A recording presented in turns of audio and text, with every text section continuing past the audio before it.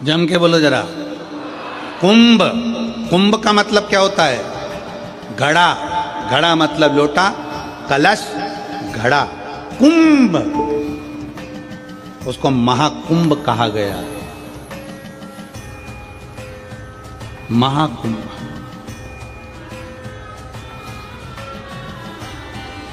उस महाकुंभ के पर्व में जाकर मात्र त्रिवेणी के घाट पर पहुंचकर स्नान करने से व्यक्ति की जिंदगी की सारी समस्या अपने आप समाप्त हो जाती है, दुख मिट जाता है। महाकुंभ। प्रयाग में अगर 2 दिन की कथा क्या,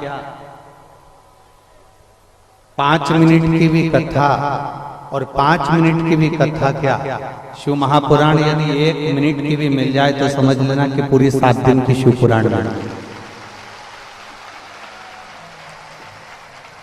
बोल बम का नारा है, सारी समस्या का हल। अब आप ये विचार करिए कि हमको भले 1 मिनट भी अगर मिल जाए प्रयागराज की भूमि पर शिव महापुराण की कथा, तो ये मान लेना कि आपकी पूरी 7 दिन की, 5 दिन की, 9 दिन की, 1 महीने की पूरी शिव पुराण का फल आपको मिल पूरी कथा का। अब उसमें आप लोग ये ना सोचिएगा कि बाबा जी आपने 2 दिन की कथा कराई, बाबा जी आपने 3 दिन की कथा कराई, ना, बल्कि बाबा जी को पकड़ के रखना कि हर साल कथा होती है, प्रत्येक वर्ष। और हम तो कहेंगे कि कथाओं में समय का बहुत व्यस्तता रहती है, फिर भी सतुआ बाबा का ऐसा प्रेम है महाराज जी का कि वो खींच कर 2 दिन तो ले ही लेते हैं और कथा करवाई लेते हैं। ये उनकी आशीर्वाद है और उनकी कृपा। बाबा देवादिदेव महादेव की कृपा। मंच पर विराजमान सभी संत साधु ब्राह्मण बटुक ब्राह्मणों के चरणों को प्रणाम करते हुए कल्पवास कर रहे सभी प्रयागराज के कल्पवासी जितने भी यहाँ निवास कर रहे हैं उनके पवित्र पावन चरणों को नमन करते हैं। जो अतिथिगण आए हैं उनको भी नमन प्रणाम करते हुए ये पवित्र 2 दिवसीय शिव महापुराण की कथा का लाभ लेने का आप और हमको सौभाग्य मिला है। आप और हम इस अवसर का आनंद लें, अपने जीवन को धन्य धन्य।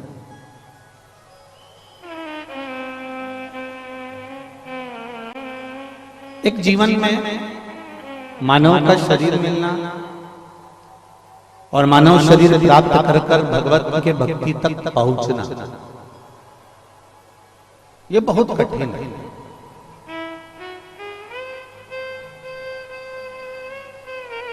हमने पहले भी कथा में कहा कि आप डिग्रियां प्राप्त कर सकते हो, डिग्रियां मिलने में देरी नहीं लगेगी, डिग्री आप प्राप्त कर सकते हो। मेहनत करोगे, परिश्रम करोगे, बहुत अच्छी मेहनत में रहोगे तो ऐसी कोई डिग्री नहीं है जो आपके जीवन में आपको नहीं मिल सकती। आप जितनी मेहनत करोगे उतनी अच्छी डिग्री आपके हाथ में होगी। आपका परिश्रम, आपका कर्म और आपकी मेहनत आपको डिग्री दिला देगा।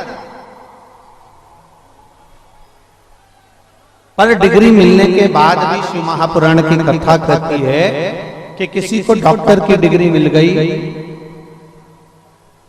किसी को इंजीनियर की डिग्री मिल गई, किसी को सीए की डिग्री मिल गई, कोई अच्छा डॉक्टर बन गया, कोई अच्छा सीए बन गया, कोई अच्छा इंजीनियर बन गया, कोई अच्छा पद पर जाकर विराजमान हो गया।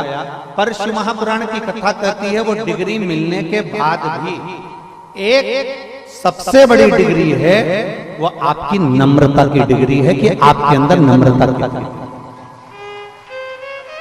आपका व्यवहार कैसा है, आपके अंदर की नम्रता कैसी है।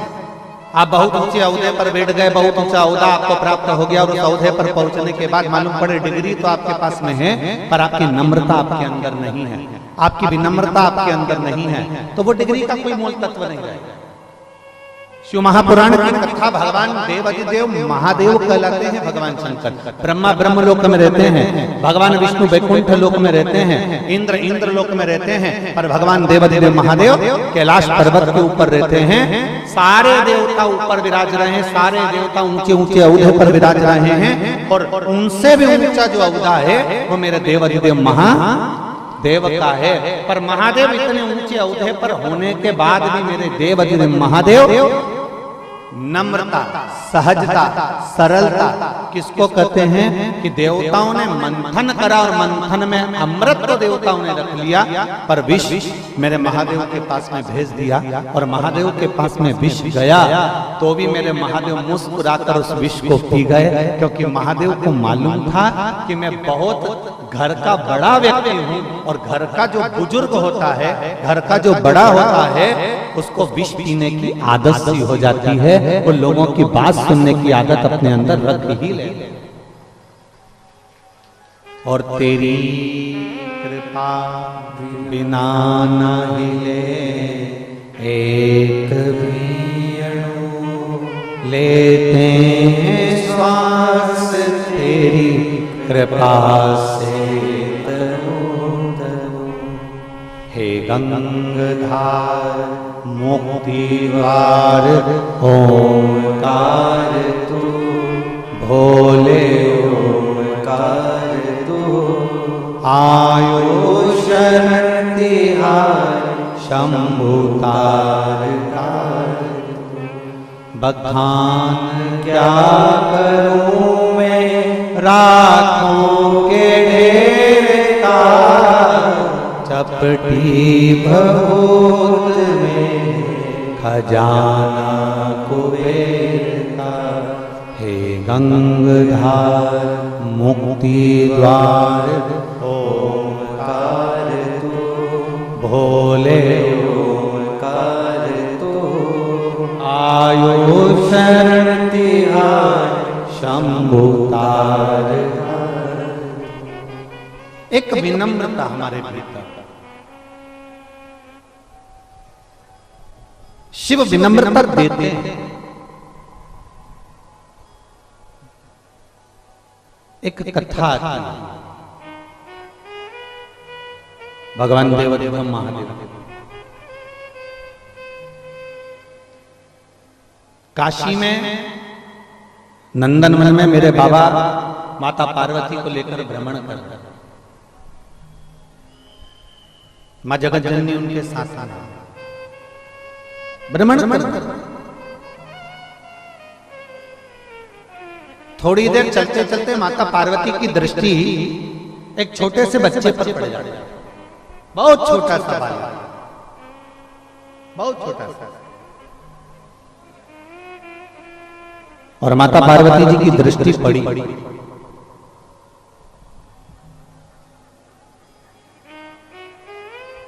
और माता पार्वती जी ने देवाधिदेव महादेव से कहा, ये छोटा सा बच्चा अपनी माता पिता के हाथ को छोड़कर ये भटक गया है। तो पार्वती जी ने भगवान देवाधिदेव महादेव जी से कहा कि आपका और हमारा फर्ज है कि इस बच्चे का हाथ पकड़कर हम इसके माता पिता के पास तक पहुंचा दें। अगर ये बालक भटक गया है तो इस बालक को हाथ पकड़कर हम इसके माता पिता तक पहुंचाएं, ये हमारा फर्ज है। माता पार्वती जी ने जब भगवान देवाधिदेव महादेव से कहा, भगवान शिव जी से जब कहा, बाबा देवाधिदेव महादेव कुछ देर के लिए मौन हो गए, चुप, एकदम उनके कोई शब्द नहीं निकलते।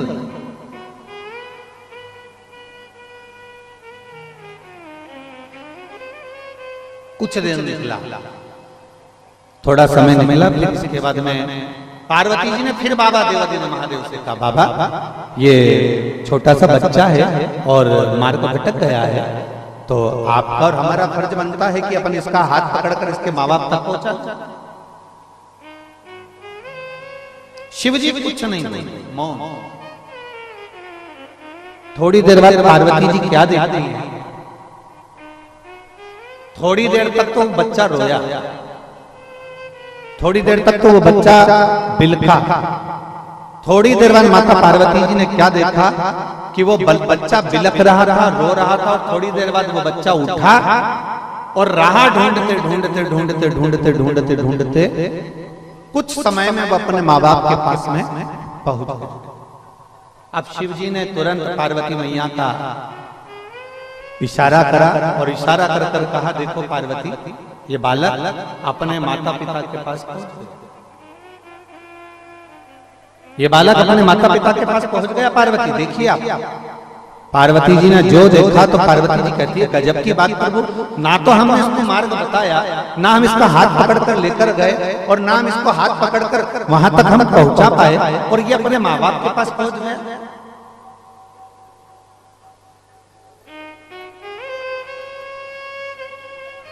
शिव कह रहा है, पार्वती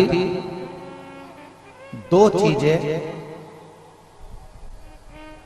प्रत्येक मनुष्य को जन्म देने से पहले महादेव जी कहते हैं, दो चीजें प्रत्येक मानव की देह में हम डालकर भेजते हैं। दो चीजें महादेव जी कहते हैं हम अपने संसार में जन्म लेने वाले उस मनुष्य के हृदय में, मनुष्य के चित्त में, मनुष्य की वृत्ति में, मानव के जीवन में दो चीजें हम डालकर भेजते हैं। एक, अपनी मंजिल तक कैसे पहुंचेगा ये उसमें हम देकर भेजते हैं, और उसको कहते हैं हमारी भाषा में टैलेंट। एक ऐसा हुनर, ऐसा टैलेंट परमात्मा देकर भेजता है कि आप उस टैलेंट के बल पर, आप अपने हुनर के बल पर, आप अपनी योग्यता के बल पर, आप अपने कर्म के बल पर, आप अपनी विद्वत्ता के बल पर आप उस मंजिल तक पहुंच सकते हो जहां तक आपको जाना है। और शिव जी कहते हैं, पार्वती दूसरा, प्रत्येक मानव की देह में भेजकर भेजता हूं भक्ति, कि वो अगर हृदय से भक्ति को धारण करेगा तो मुझ तक पहुंच जाएगा। एक मंजिल तक पहुंचना और एक परमात्मा तक पहुंचना, ये दो चीजें परमात्मा देकर भेजते हैं।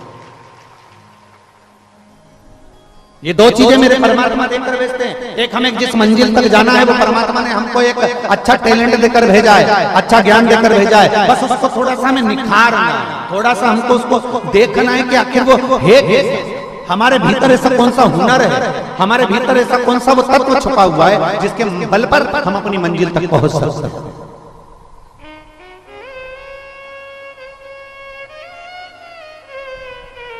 ए मेरी प्रयाग की जीजियों और मेरे प्रयाग के जी जाओ, एक बात बताओ, गाड़ी कहां छोड़ी तुम लोगों ने? यहां से 1-2 किलोमीटर दूर तो छोड़ी होगी ना? जम के तो बोलो जरा, छोड़ी ना? ठीक है। वहां से यहां तक कैसे आए हैं?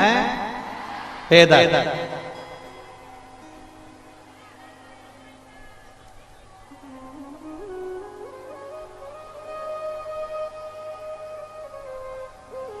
तुम्हें विश्वास था कि तुम कथा स्थल तक पहुंच जाओगे? काय पर विश्वास था? अपने आप पर कि अपने पांव पर? अपने पैर पर तुम्हें विश्वास था।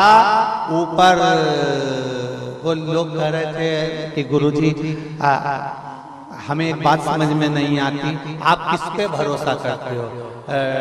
डमरू वाले पर विश्वास करते हो कि मुरली वाले पर विश्वास करते हो? आप किस पे विश्वास करते हो? हमने कहा कि ये जितना यहाँ ये कथा में आए हैं ना, पोटला वाले ये बैग ले लेके और सिर पे अपना अपना पोटला, बिस्तर, दरी, चादर सब ले लेकर जो आए हैं ना, ये किसी डमरू वाले से और मुरली वाले से कम नहीं है। इनका विश्वास बड़ा बड़ा।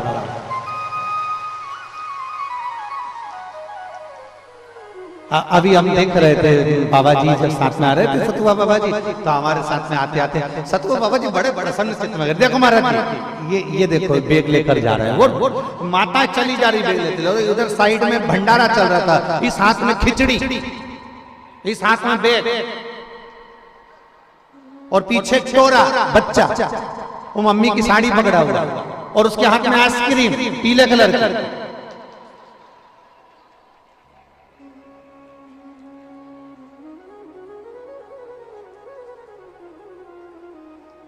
और बच्चा रोता रोता आइसक्रीम भी खा रहा है,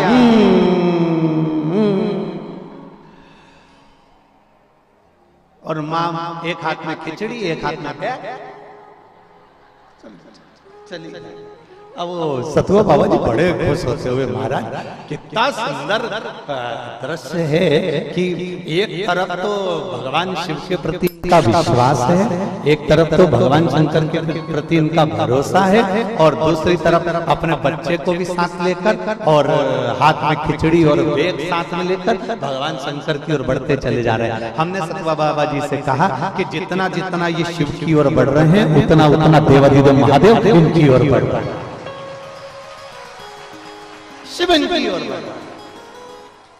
और खाली ना जाता कोई दर से तुम्हारे, खाली ना जाता कोई दर से तुम्हारे, मैं भी खड़ा हूँ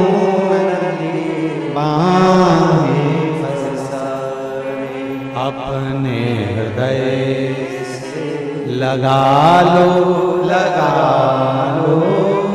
गिरा जा रहा हूँ, उठा लो भोले अपने दर से, अब तो ना टालो, गिरी जा रही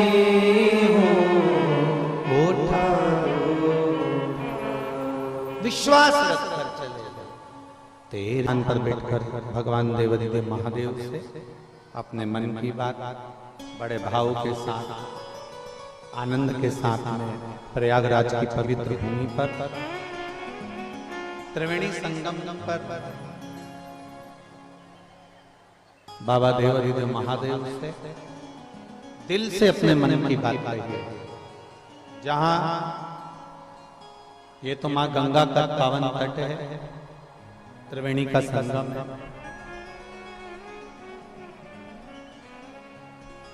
कहते हैं किसी देवालय में, शिवालय में जाकर जो आराधना करी जाती है त्रिवेणी संगम पर, एक बार बैठकर जो बाबा से कहा जाता है, बाबा उसको दिल से सुनता है और मन की मनोरथ पूर्ण करता है। तो आप और हम मूल मंत्र का स्मरण करेंगे और बड़े आनंद से बाबा से अपने मन की बात करेंगे। श्री शिवाय नमस्तु, श्री शिवाय नमस्तु, श्री शिवाय नमस्तु, श्री शिवाय नमस्तु, श्री शिवाय नमस्तु। भोला सब दुख काटो हमारा, ओ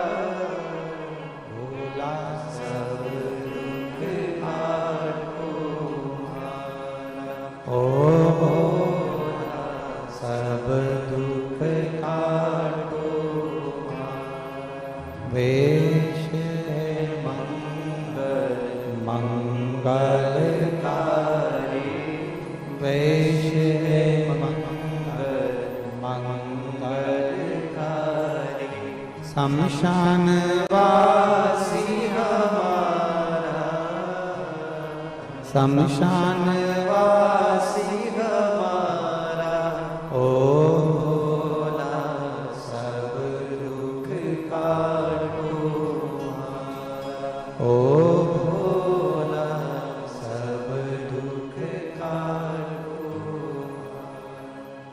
भगवान शिव की कथा कर रहे हैं। एक देवराज नाम का ब्राह्मण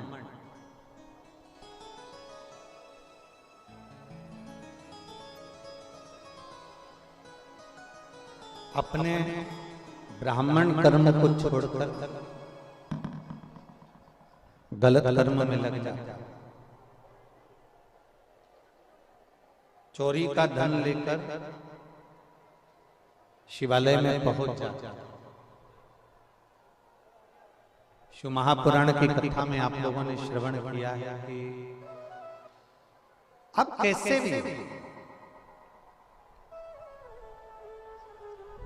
अच्छे हो बुरे हो, आप जैसे भी फिर भी अपने माता पिता के लिए आप श्रेष्ठ हो। एक बात हमने पहले कही थी, आपके स्मरण में होगी कि एक बच्चा यदि गटर में नाली में कीचड़ में गिर जाता है तो वो बच्चे को मोहल्ले के लोग निकाल जरूर लेंगे, कॉलोनी के लोग उसको बाहर जरूर कर लेंगे, पर अपने गले नहीं लगाएंगे। लगाएंगे क्या? जम के तो बोलो, लगाएंगे नहीं। बच्चा अगर नाली में गिर गया, बच्चा अगर गटर में गिर गया, बच्चा अगर खड्डे में गिर गया तो मोहल्ले के लोग उसको निकाल जरूर देंगे, पर मोहल्ले के लोग, कॉलोनी के लोग, सोसाइटी के लोग अपने गले से नहीं लगाएंगे। गले से कौन लगाएगा?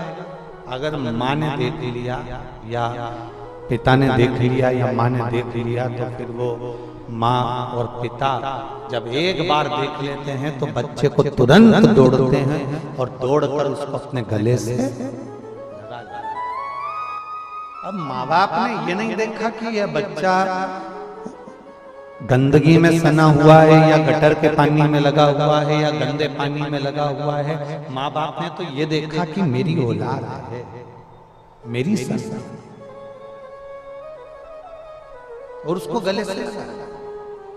जैसे माता पिता ये देखते हैं कि मेरा बच्चा है और मुझे गले से लगाना है, उसी तरह आप कितने भी पाप कर्म में विलीन हैं, कोई कहता है आप झूठ बोलते हैं मंदिर मत जाया करो, कोई कहता है आप चोरी करते हैं मंदिर में मत जाया करो, कोई कहता है आप कपट करते हैं मंदिर में मत जाया करो, कोई कहते हैं आप ऐसे गंदे हो मंदिर में मत जाया करो। शिव महापुराण की कथा कहती है, सनातन धर्म कहता है, हमारा हिंदू धर्म कहता है, आप कितने भी बेकार हो तो भी शिवालय में जाया करो, तुम्हारा पिता एक दिन तुम्हें गले से जरूर लगाएगा, ये निश्चित है।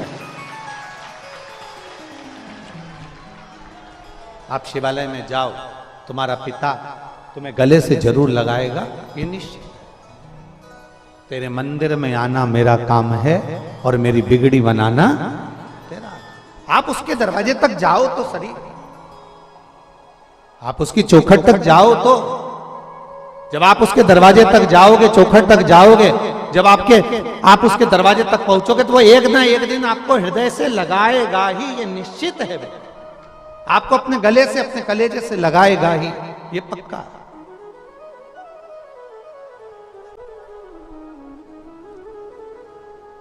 और शंभु शरणे बड़ी मांगू घड़ी घड़ी, दुख काटो दया करी दर्शन आपको।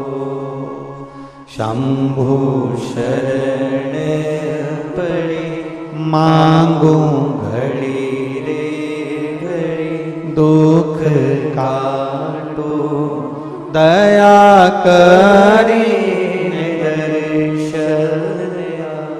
अब जाओगे तो उस शरण में लेगा। देवराज को देखो, चोरी का धन हाथ में और चोरी का धन लेकर, चोरी के धन को लेकर वो शिवालय में पहुंच जाता। आप कैसे भी जाओ, उसके करीब में पहुंचो तो, आप उसके नजदीक में जाओ तो। चोरी का धन लेकर देवराज पहुंच गया भगवान शंकर के शिवालय में, क्योंकि उसके शरीर में ताप पड़ रहा है, उसके शरीर में कष्ट पड़ रहा है, उसके शरीर में तकलीफ हो रही है, उसके शरीर में कष्ट हो रहा है।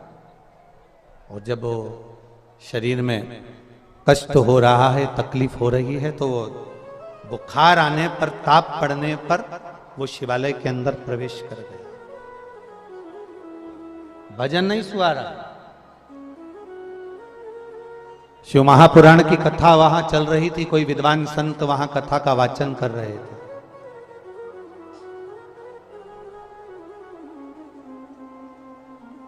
कोई विद्वान संत वहां कथा का वाचन कर रहे थे, जिस शिवालय में देवराज भगवान शंकर के उस शिवालय में जो चोरी का धन लेकर पहुंचा था, वहां पर कथा चल रही थी और कोई महादेव की जय जय घोष कर रहे थे, हार हार।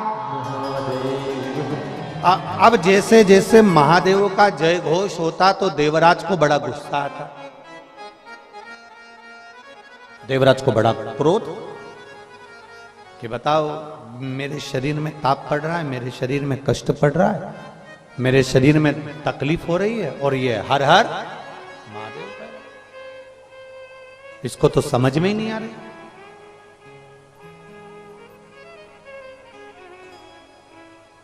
जब तक गलत अन्न और गलत धन, तीन चीजें हैं, बहुत सावधानी से सुनिएगा।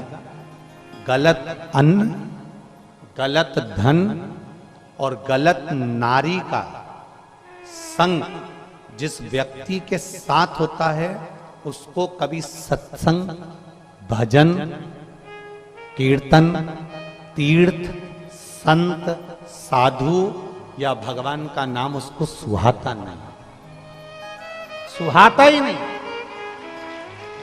कौन कौन? पहला, गलत अन्न, गलत धन और गलत नारी का संग। आपको भगवान, अगर आप गलत अन्न ग्रहण कर रहे हैं तो भगवान की शरणागति आपको ठीक नहीं लगेगी। आप सियोर वाला महाराज कितना भी बोल ले, साधु संत सन्यासी तपस्वी साधक उपासक कितना भी वर्णन कर दें, ब्राह्मण जन कितना भी वर्णन कर दें, आपको संत की वाणी, गुरु की वाणी अच्छी नहीं लगेगी। दूसरा, गलत धन अगर आपके पास में आ रहा है तो आप, जब आपके पास में धन बढ़ता है, सत्ता बढ़ती है, वैभव बढ़ता है, तो आपको पहले भी कथा में कहा कि आपके तीन मित्र बन जाते हैं। पहला ताली, प्रशंसा करने वाले, दूसरा थाली, होटल में खिलाने वाले, और तीसरा प्याली, मैं खाने में पिलाने वाले, ये बढ़ जाते हैं। ये तीन मित्र बढ़ जाते हैं और ये तीन मित्र एक दिन बर्बाद कर कर छोड़ देते हैं। तो शास्त्र कहता है, एक अन्न का असर जल्दी होता है, दूसरा धन का असर, गलत धन यदि आपके पास में आ रहा है तो उसका असर जल्दी होता है, और तीसरे नंबर पर है पर स्त्री, कोई ऐसी नारी जो तुम्हारे से केवल धन के लोभ में जुड़ी है, कोई धन के लिए, कोई व्यापार आदि के लिए, कोई आपसे सिद्धता पाने के लिए, कोई अच्छा पाने के लिए आपसे जुड़ी है, तो समझ लो कि वो आपको बर्बाद कर कर ही छोड़े। पर नारी, ये भी एक देखा,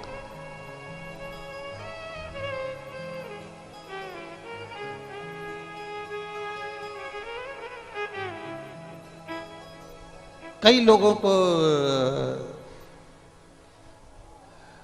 राम मंदिर में, अयोध्या में राम जी विराजमान हुए,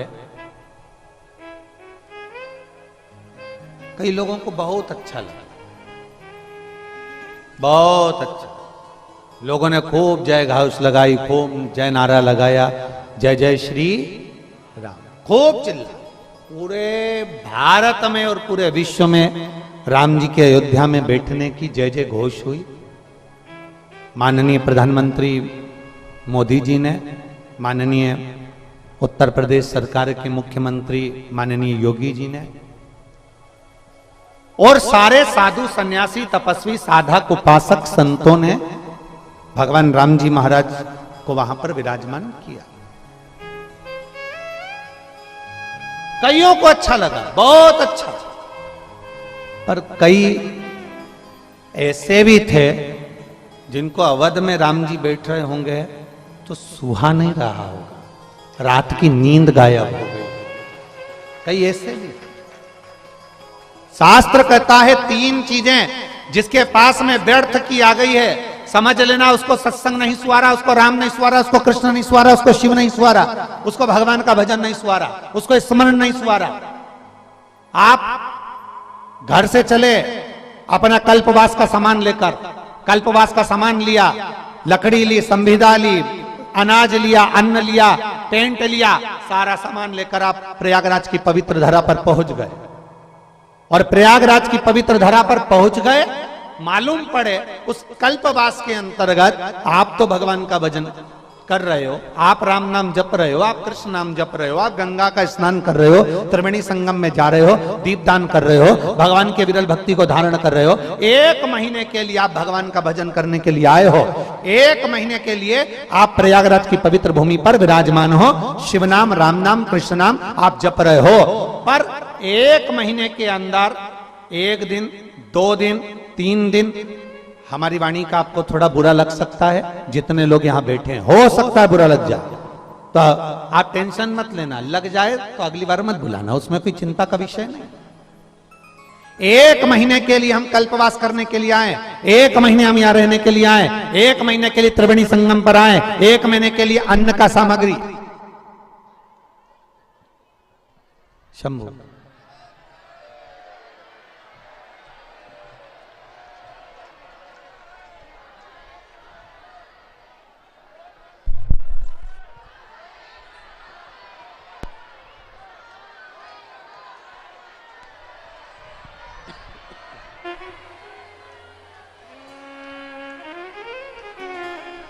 1 महीने के लिए हम कल्पवास करने के लिए आए हैं, 1 महीने के लिए हम अन्न की सामग्री लेकर आए हैं, 1 महीने के लिए हम सारी सामग्री को जुटाकर लेकर यहां पहुंचे हैं। 1 महीने। अब जरा विचार करिए,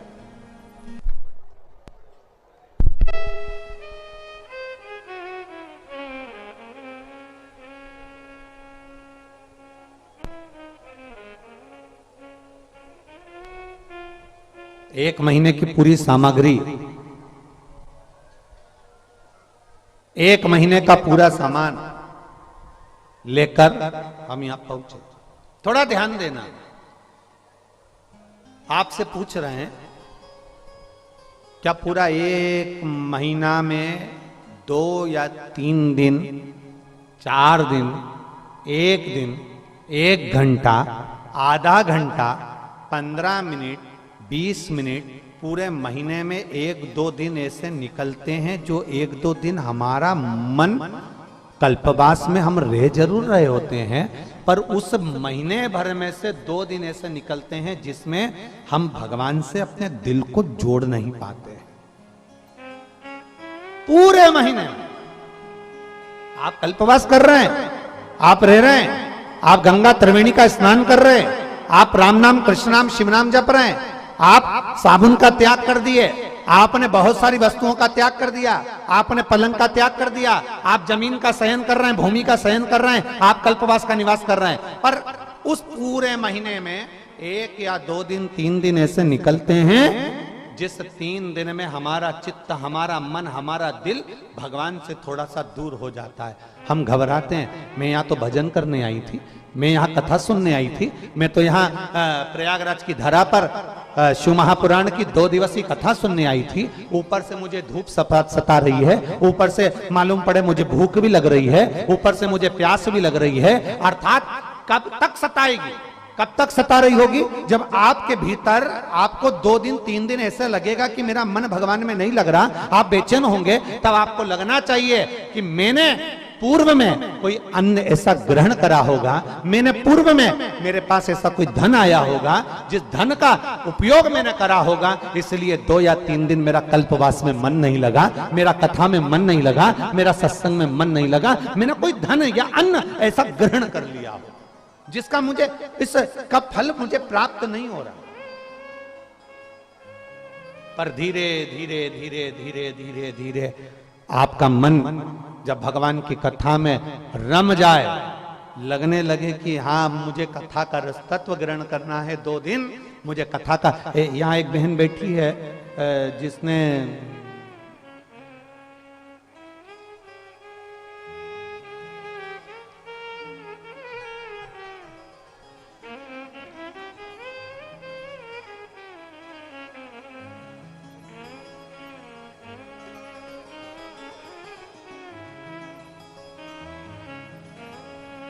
जिसने केवल एक दिन की कथा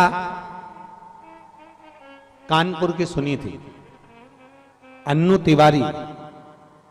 मैं अन्नू तिवारी, पति चंद्रकांता तिवारी, बर्रा 2 कानपुर के निवासी हूं। कहीं बैठी हैं? आप ही हैं? हाथ हिला दो एक बार ऐसा। श्री शिवाय नमस्तुभ्यं। जितने लोग एलईडी पर पत्र को पढ़ रहे हो, टीवी पर आस्था चैनल पर पत्र को पढ़ रहे हो, वो टीवी के माध्यम से भी पत्र को पढ़ सकते हैं। मैं अन्नू तिवारी, पत्री चंद्रकांता तिवारी, बर्रा 2 कानपुर की निवासी हूं। मेरा मोबाइल नंबर ये है। मैं बाबा की भक्ति का क्या गुणगान करूं गुरुदेव। शिव भगवान के प्रति मेरा भाव कम था, पर बाबा की कृपा से अब मैं भगवान को बहुत मानती हूं। मैंने कथा पहली बार आपको टीवी पर श्रवण करी है। कथा सुनने का मन मेरा केवल आपको कथा के माध्यम से, टीवी के माध्यम से जुड़ा। जब आप कानपुर में कथा करने आए तब पहली बार आपकी कथा सुनी थी। वो भी केवल एक सुनने का कारण इतना सा था, जिसके मुंह से सुनी थी उसने एक ही बात कही थी कि कहीं पंडाल में बैठकर कथा श्रवण करी जाती है, जो मांगा जाता है बाबा वो देता है। गुरुदेव, मेरी एक बीमारी ऐसी थी जिसके कारणवश मेरे को चक्कर आ जाते थे और सर्वाइकल के कारणवश मुझे तकलीफ बनी रहती थी। मैंने सोचा कि पहली बार मैं कानपुर में कथा हो रही है, सब कहते हैं कि एक दिन की भी अगर शिव पुराण तुम्हें सुनने को मिले तो सुनना, उसका फायदा, उसका लाभ मिलता है। मैंने कानपुर की शिव महापुराण की कथा केवल एक दिन की श्रवण करी गुरुदेव, और आज बाबा को धन्यवाद देने का मौका पूज्य गुरुदेव सतुआ बाबा ने दिया है, जिनके इस पावन प्रांगण में बैठकर मैं यहां अपने हृदय से कह सकती हूं आज मेरी पूरी बीमारी समाप्त हो चुकी है और मैं बाबा को यहां धन्यवाद देने के लिए। अब ठीक है बाबू, एक बार हाथ हिला दो। श्री शिवाय नमस्तुभ्यं। एक पत्र और है, बड़ा सुंदर लिखा।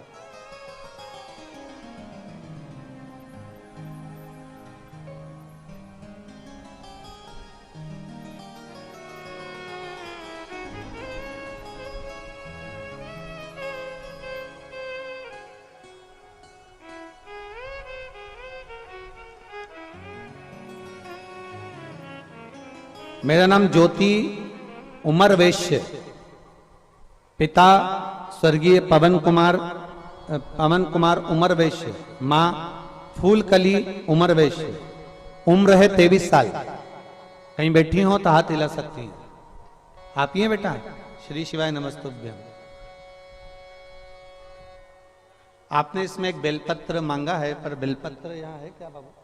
आजा आजा, ले जा एक बेलपत्र, जा।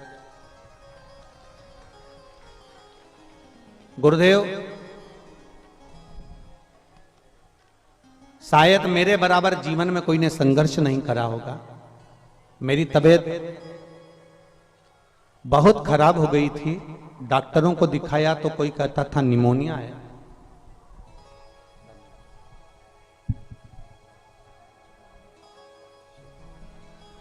कोई कहता था निमोनिया है, कोई कहता था टीबी है।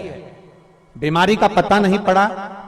तब लखनऊ के हॉस्पिटलों में दिखाया, अल्ट्रासाउंड कराया तो मालूम पड़ा कि मेरे चेस्ट में दाईं तरफ गठान हो गई है। उस गठान का मालूम पड़ा तो उस गठान के फेफड़े में पानी भर चुका था और वहां एक गठान थी। गठान का मालूम पड़ते ही तब हमारा इलाज चालू हुआ, और वो गठान साधारण नहीं है, कैंसर की गठान है। गुरुदेव, कैंसर जैसी बड़ी बीमारी की गठान सुनकर आंखों से आंसू बह गया। मेरा वो बीमारी के कारणवश एक तरफ पूर्ण तरह से मुझे तकलीफ होने लगी, और डॉक्टर ने बोला कि इसकी जो गठान है वो पूरे शरीर में कैंसर की गठान का पस फैल चुका है, जिसके कारणवश ये 2 या 3 दिन की जीवित रहेगी, क्योंकि इसका कैंसर 4th पर पहुंच चुका है।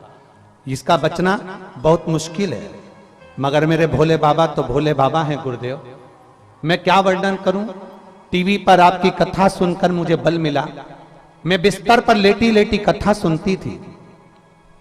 तब मेरी मम्मी ने 1 लोटा जल शिवजी को चढ़ाना प्रारंभ करा और बाबा का पशुपतिनाथ का व्रत किया। महाराज, मैं बाबा का क्या वर्णन करूं। 10 महीने 20 दिसंबर तक मैं फेफड़े में पानी भराता रहता था और मेरा कैंसर मुझे तकलीफ देता रहता था।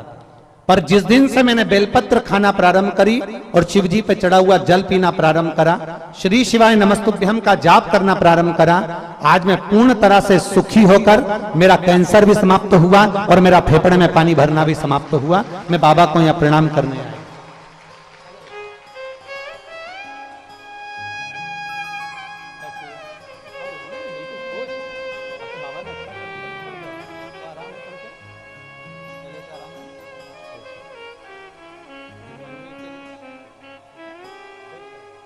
आंखों का स्पोच सब ठीक है शंभु।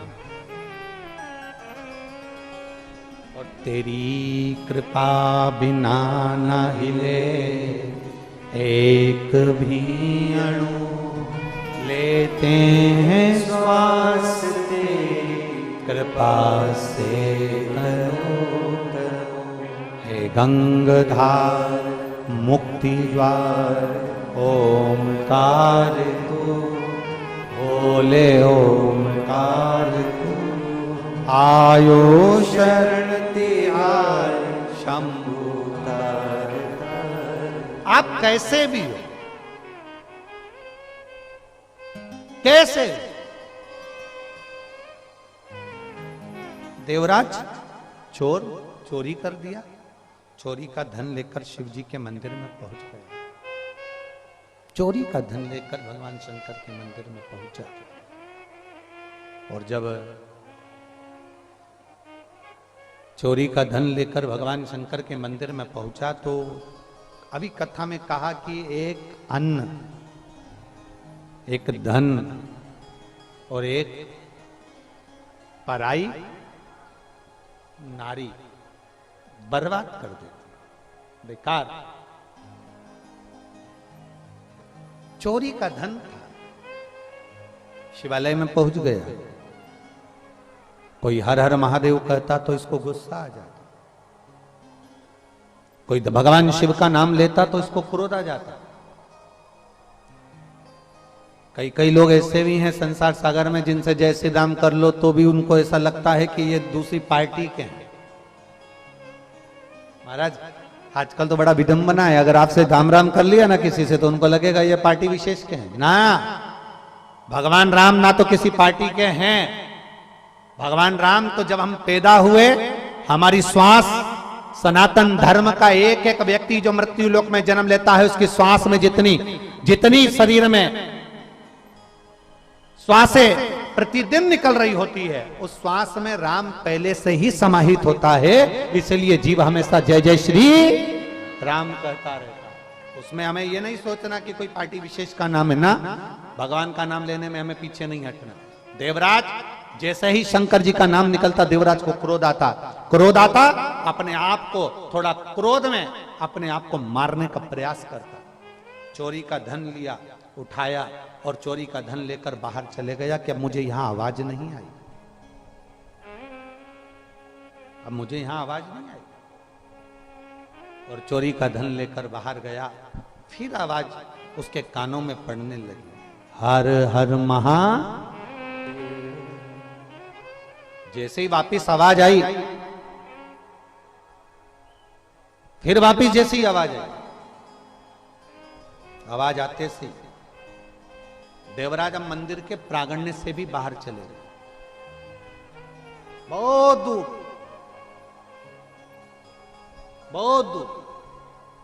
जहां तक आवाज ना पहुंचे,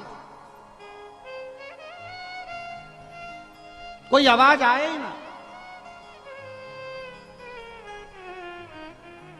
शिव महापुराण की कथा एक बहुत सुंदर बात कहती है महाराज कि जीवन में अगर मौका मिल जाए और तुम्हें कोई सूचना मिल जाए कि शिव महापुराण की कथा हो रही है या भगवान शंकर का अभिषेक हो रहा है या भगवान शंकर का नजदीक में मंदिर बन रहा है या भगवान शंकर का कोई शिवलिंग है जो यहाँ विराजमान है, अगर आपको सूचना मिले तो हम तो कहते हैं प्रयास करना, प्रथम प्रयास करना कि अगर नजदीक में शिव महापुराण की कथा हो रही हो तो सबसे पहला प्रयास करना अपने घर वालों को धन्यवाद देकर कथा के पंडाल में जाकर 1 मिनट की कथा सुनना पर कथा के पंडाल में पहुंचना है। जाइए।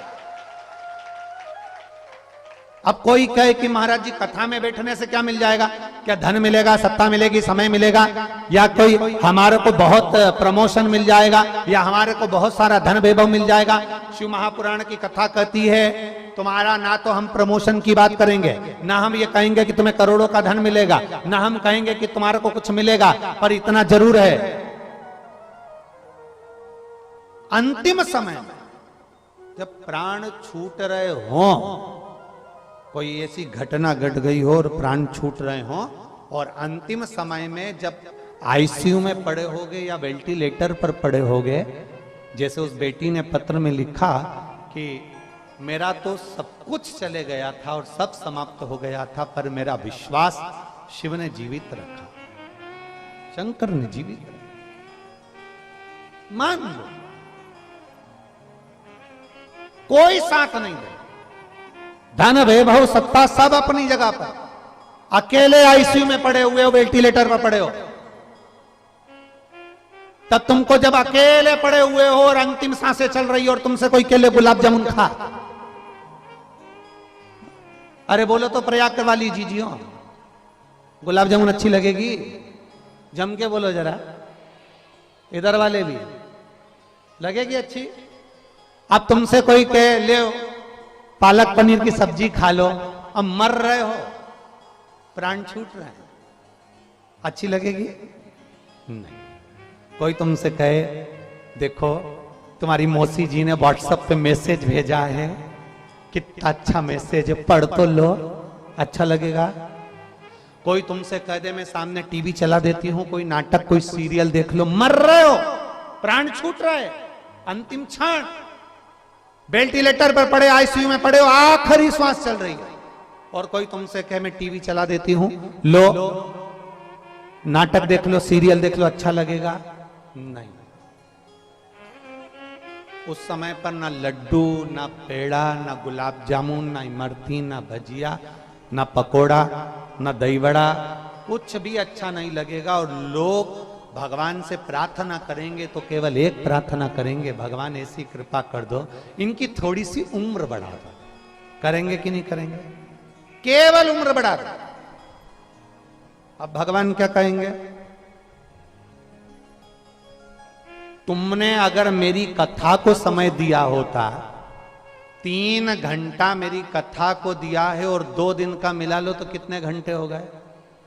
अब ये 6 घंटे तो हमारी भाषा में देखा जाए तो आधा घंटा तो आशीष ले जाए, बचा कितना? नहीं, दोनों का मिला के 2 दिन का 5 घंटा। अब 5 घंटे में से हम कह रहे हैं ये 5 घंटा है, पर इसके अलावा का समय निकालिए। 1 बजे कथा चालू हो रही है, आप यहां पंडाल में कितने बजे आ गए?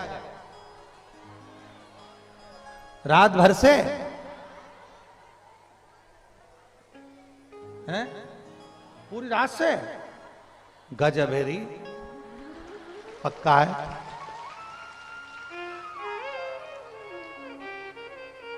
तो कुछ खाया भी है कि नहीं?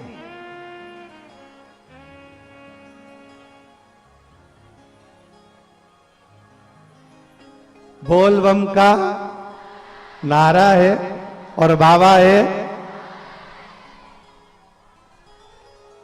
धन्य हो जी, दंडवत प्रणाम हमारी ओर से आप सबको, बहुत बहुत प्रणाम। रात भर के बैठे हो, धन्य। अब सोचिए जरा, कथा कितने देर की है? 2.5 घंटे की, और बैठे पूरी रात से हो।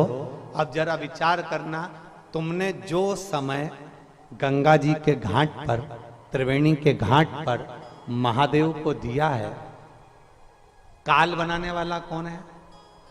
महाकाल। समय बनाने वाला कौन है? महाकाल। सूर्य की गणना करने वाला कौन है? महाकाल। नक्षत्र बनाने वाला कौन है? महाकाल। तिथि बनाने वाला कौन है? महाकाल।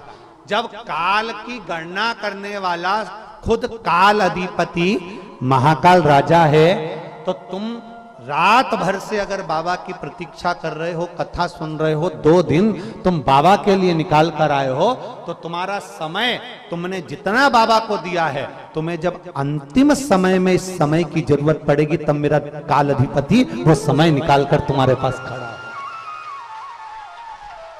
तब खड़ा। बोल बम का नारा है।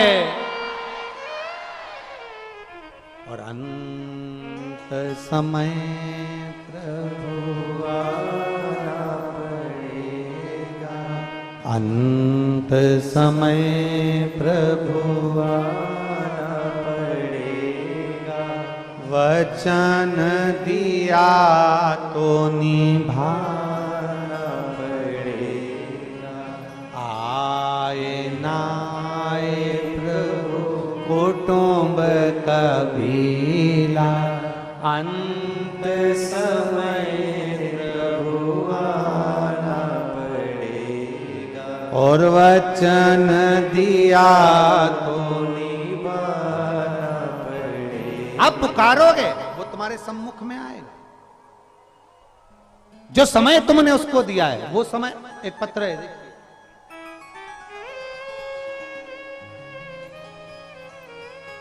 मैं ज्योति साहू पुत्री राम प्रसाद साहू, मैं ग्राम अकबरपुर मिर्जापुर कंसेदा प्रयागराज की रहने वाली हूं। कहीं बैठी हैं? इधर है, कहां है? हाथ हिलाओ। अच्छा यही लोग है ना। ज्योति साहू कौन सी है? 1 2 3 4 में से है कौन सी? पीली वाले कपड़े वाले? हाँ ठीक है। मैं ज्योति साहू पुत्री राम प्रसाद साहू, मैं ग्राम अकबरपुरा मिर्जापुर कसेदा प्रयागराज की रहने वाली, मेरा मोबाइल नंबर ही है। आजा बेटा, एक बेलपत्र ले जा, आजा। बाबा, मेरा छोटा भाई दीपक साहू बचपन से ही मानसिक स्थिति कमजोर है। बाबा, बचपन से ही उसको चलना फिरना जाना आना में तकलीफ और मानसिकता उसकी थोड़ी सी तकलीफदायक है। गुरुदेव, डॉक्टरों के हिसाब से वो ठीक नहीं हो सकता था, डॉक्टरों के हिसाब से उसका चलना नहीं हो सकता था। और 1 लोटे जल का मैं वर्णन करना चाहती हूं। शिव मंदिर में जाना, लोटा भर के जल चढ़ाना, और वो चढ़ा हुआ जल वापस लाकर मैं अपने भाई को देती।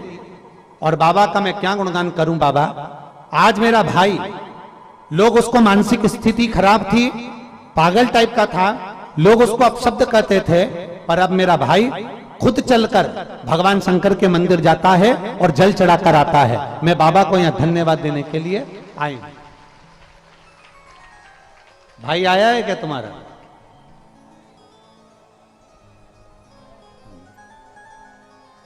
जो चल नहीं सकता था, बैठा रहता था, मानसिक स्थिति ठीक नहीं थी, अब वो स्वयं लोटा भरकर जल लेकर जाता है और शिवजी को चढ़ाता है।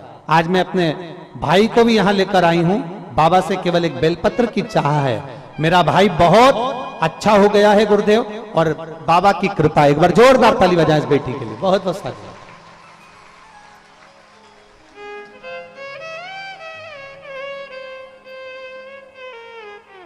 शंभो शरणे मारू घड़ी रे घड़ी दुख काटो, दया करी दर्शन। शंभो शरणे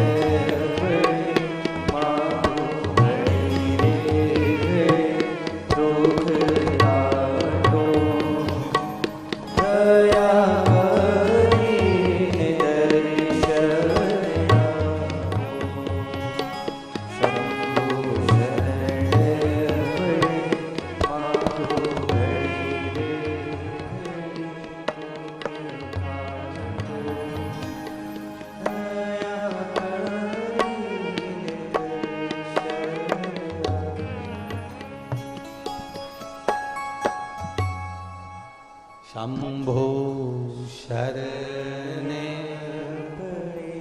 मांगू घड़ी रे दुख काटो दया करी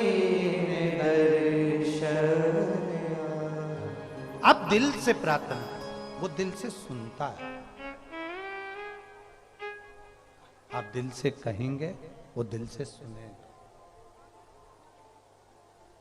जहां जगह मिल जाए ना, वहां बैठकर जिस समय पर श्री शिवाय जम के बोलो जरा, श्री शिवाय नमस्तुभ्यम।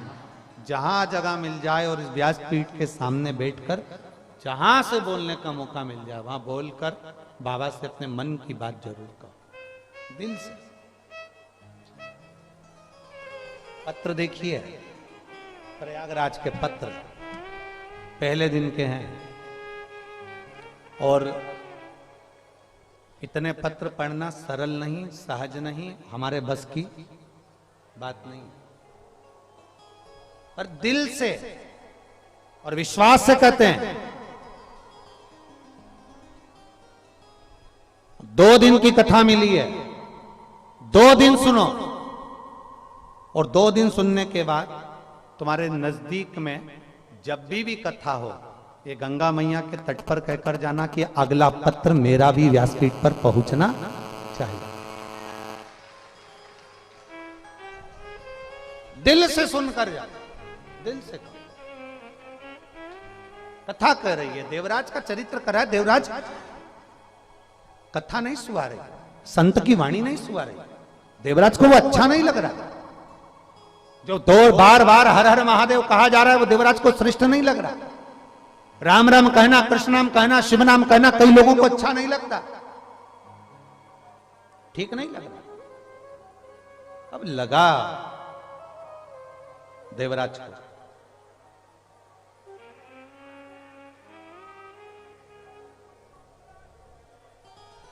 लगा, छोड़ा मंदिर का प्रांगण, मंदिर छोड़कर, देवालय छोड़कर, शिवालय छोड़कर देवराज मंदिर से बाहर निकल गए।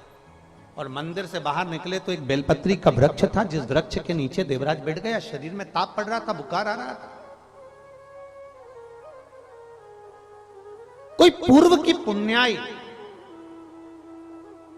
कोई पूर्व की पुण्य। नसीहत और बसीयत 2 चीजें हैं। दुनिया के लोगों को बसीयत तो अच्छी लगती है, पर नसीहत अच्छी नहीं लगती। और शिव महापुराण की कथा कहती है, कोई पूर्व की पुण्य है, हमारे पूर्व का किया हुआ कोई अच्छा कर्म, हमारे माता पिता का कोई अच्छा किया हुआ कर्म। हम पहले भी कथा में कहे, जैसे गुल्लक बच्चा भरता है और गुल्लक भरने के बाद फोड़ता है तो कोई बड़ा सा गिफ्ट लेकर आता है। जब हमारे पुण्य की गुल्लक भराती है, हमारा पुण्य जब एकत्रित होता है, 21,600 श्वास मनुष्य के शरीर से प्रतिदिन निकल रही है। 3.5 करोड़ रोम छिद्र ये मनुष्य के शरीर पर हैं, और 21,600 श्वास में से ना जाने कितनी श्वास व्यर्थ जा रही है, और ना जाने कितनी श्वास परमात्मा के भजन में आ रही है। जब वो परमात्मा के भजन में जो श्वास जा रही है, वो श्वास जब भराती है, जब हमारे पुण्य की गुल्लक भराती है, माता पिता के पुण्य की गुल्लक भराती है, हमारे पूर्वजों के पुण्य की गुल्लक भराती है, तब जाकर कभी जिंदगी में एक बार शिव महापुराण की कथा में पहुंचने का मौका मिलता। हमारे पुण्य की गुल्लक भराती,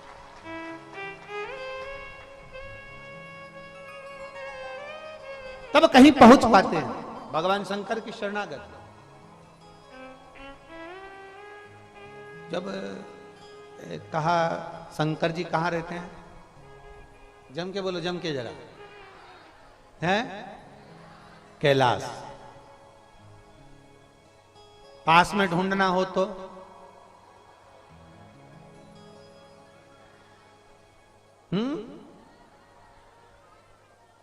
शमशान में, बहुत जोरदार, सही है। आधे से ज्यादा कथाकार तो यही है। बहुत जोरदार बोले हो, शंकर जी कहाँ रहते हैं? अपने नजदीक में, बिल्कुल करीब। कैलाश पर्वत तो अपन जा नहीं सकते, कैलाश जाना है तो भी ज्यादा वजन लेकर नहीं जाएंगे, और शमशान में जाना हो मोजे, जूते, ब्यूटी पार्लर सब करके फिर जाओगे क्या? पूरा तैयार खूब सारा सामान लेकर? नहीं। कैलाश भी जाना है तो जितना सामान छोड़ जाओगे उतने अच्छे से तुम्हारी यात्रा सुखद होगी। हम तो आप लोगों से पहले भी कहते हैं, यहां पर भी कर रहे हैं, जब भी शिव महापुराण की कथा में कहीं पंडाल में आओ ना, ज्यादा सामान वामान लेकर मत आया करो। ज्यादा सामान लेकर आते हो तो ज्यादा टेंशन में था। बहुत अच्छा वीआईपी फोन ले जाओ, आधा टेंशन कोई ले नहीं जाए, ले नहीं जाए, ले नहीं जाए, और मालूम पड़े सोने का सामान पहनकर चले जाओ तो टेंशन। इसलिए शंकर की कथा में जाओ, मेले में जाओ, कुछ लेकर मत जाओ। किसके भरोसे जा रहे हो? जम के बोलो जरा।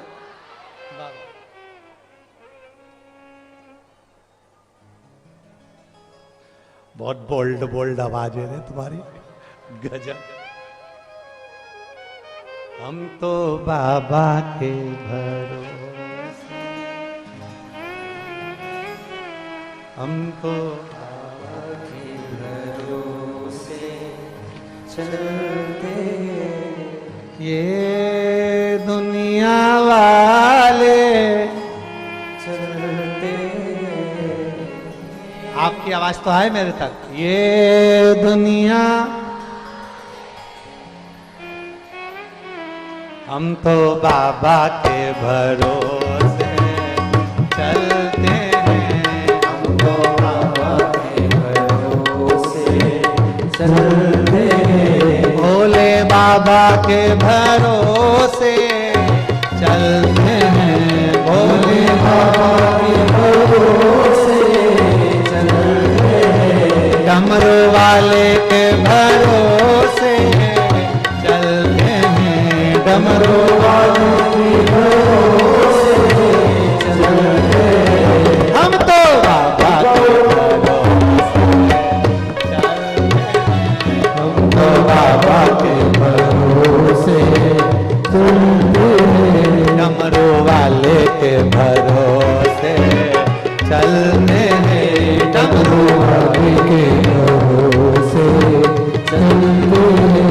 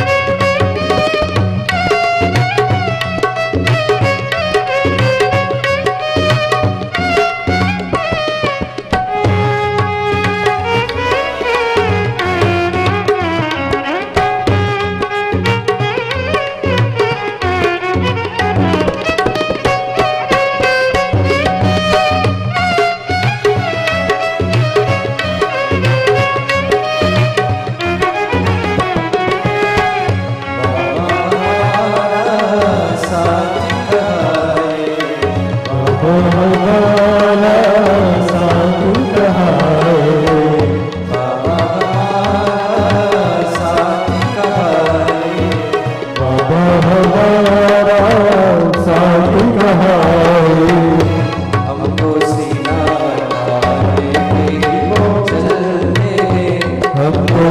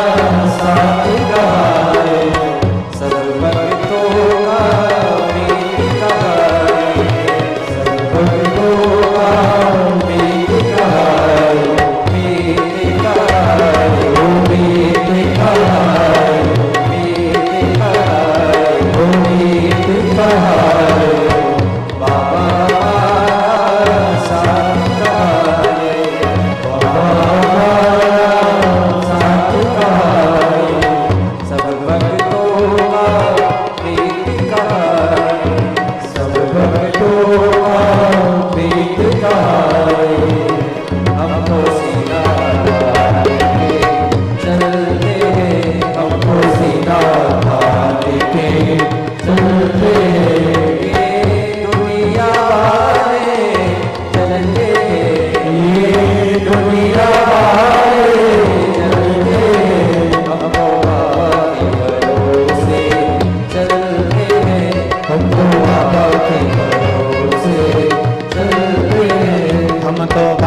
के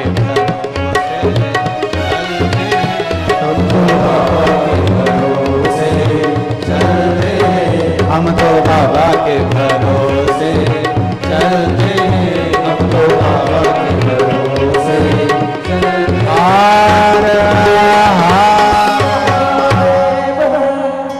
अपने स्थान पर बैठकर भगवान शिव जी से अपने मन की बात बड़े भाव के साथ दिल से बाबा से प्रार्थना करेंगे। जहां जगह मिले वहां बैठकर बाबा देवाधिदेव महादेव से अपने मन की बात बड़े भाव के बड़े दिल से बाबा को नमन कर बड़े भाव से कहें। जिनको आता है वो साथ में बोलें। माँ गंगा का घाट, माघ का महीना, प्रयागराज की भूमि, संतों का आशीर्वाद, दिल से हम बाबा से प्रार्थना करें।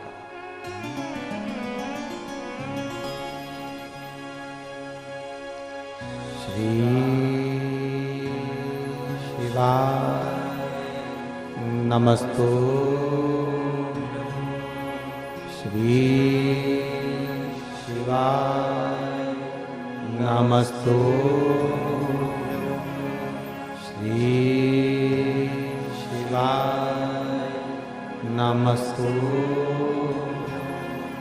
श्री शिवाय नमस्तु,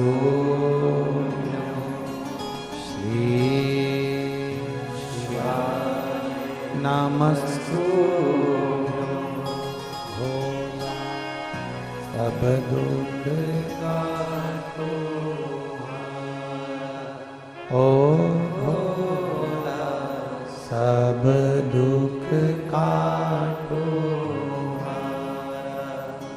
शिव शंकर जपो तेरी माला, भोले बाबा जपो तेरी माला, भोला सब दुख काटो, ओ भोला सब दुख काटो, वैश मंगलकारी, वैश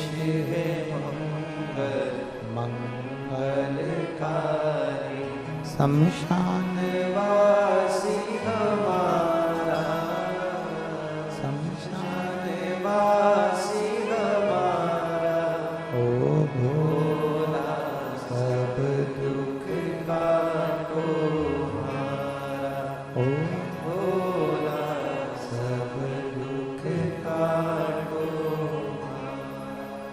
भगवान शिव की कथा कर रही है, भगवान शंकर का चरित्र, भगवान शंकर की कथा कर रही है, भगवान देवाधिदेव महादेव का चरित्र कह रहा है। गलत है देव, पर पूर्व का पुण्य प्रबल हुआ,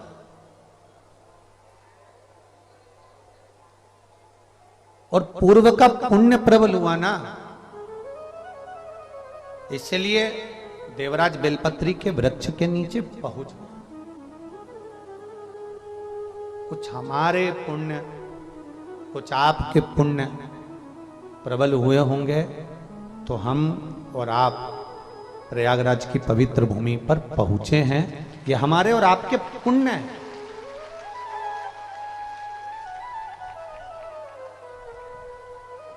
सतुआ बाबा जी तो 2 साल से लगातार, वैसे तो सतुआ बाबा सेवा शिविर प्रयागराज की पवित्र भूमि पर लगता ही रहा है, और 2 वर्ष से सतुआ बाबा जी, और ये देखो ये कथा खाक चौक में बाबा जी के उस पंडाल में ही होने वाली थी। हमने पहले निमंत्रण आप लोगों को वहीं का दिया था, बोलो सही है। फिर वो तो बाबा जी का धन्यवाद, सतुआ बाबा जी का, जिन्होंने प्रशासन से बात करी, और प्रशासन के लिए भी एक बार जोरदार ताली बजाएं जिन्होंने इतनी अच्छी व्यवस्था संभाली। प्रशासन को कहा कि भक्त लोग आएंगे और जहां हमारा पंडाल लगा है, वहां पर कथा होगी तो जगह छोटी पड़ेगी। पिछली बार भी गली में बहुत सारे लोग भरा गए थे, फिर बेचारे गंगा नहाने वाले जा ही नहीं सकते थे, तो बड़ा तकलीफ आता था। तो प्रशासन ने भी साथ दिया और सतुआ बाबा जी ने ये निर्णय जो लिया कि बिल्कुल घाट पर, अब यहाँ टेंट नहीं लगा पाए तुम्हारे लिए, क्योंकि गंगा माँ की छत्र छाया तुम पे होना जरूरी है, इसलिए। तो हम भी हमारे ऊपर नहीं लगवाते, पर ये आस्था चैनल वाले हैं ना, इनको थोड़ा सा अंधेरा टाइप का चाहिए, थोड़ा सा जिसमें हमारा चेहरा दिख जाए, नहीं तो ऐसा कोई विशेष नहीं है। हमने तो इनसे कहा था तुम भी उसमें कैमरे में चश्मा वश्मा लगा दो जिसमें अंधेरा दिख जाए, पर वो बोले नहीं गुरुजी वो थोड़ा सा टेंट होना जरूरी है, ठीक है। तो ये तो बाबा की बड़ी कृपा उदारता है कि आप और हम प्रयागराज की पवित्र भूमि पर, और मैं राष्ट्र के सारे संतों से, सारे साधुओं से, गुरुजनों से निवेदन करूंगा, अगर भारत मां की गोद में हम रह रहे हैं तो माघ मेले में एक दिन तो हमको जाना ही चाहिए, चाहे कुछ भी हो जाए। माघ के महीने में, माघ मेले में प्रयागराज की पवित्र भूमि पर आना ही चाहिए। और हम तो बहुत बहुत साधुवाद देते हैं सतुआ बाबा जी को, जो खींच कर यहां बुला ही लेते हैं। ये प्रभु कृपा ही है, और आप लोगों के बीच में आना हो जाता है, शिव कृपा के बिना नहीं हो सकता। देवराज के ऊपर कृपा जो हुई, देवराज की जो माता जी थी वो शंकर भगवान का स्मरण किया करती, शिव को एक लोटा जल समर्पित करना, भगवान शंकर को भजना, शिव की स्तुति करना, उसका जो पुण्य प्रबल हुआ, देवराज बेलपत्री के वृक्ष की छांव में पहुंच गए। पुण्य प्रबल हुआ तो अच्छी जगह पहुंचे। पुण्य प्रबल होता है तो गंगा के घाट तक पहुंच जाते हैं, पुण्य प्रबल होता है तो प्रयागराज में पहुंच जाते हैं, पुण्य प्रबल होता है तो शिव महापुराण की कथा में पहुंच जाते हैं। और जब हमारा पाप प्रबल होता है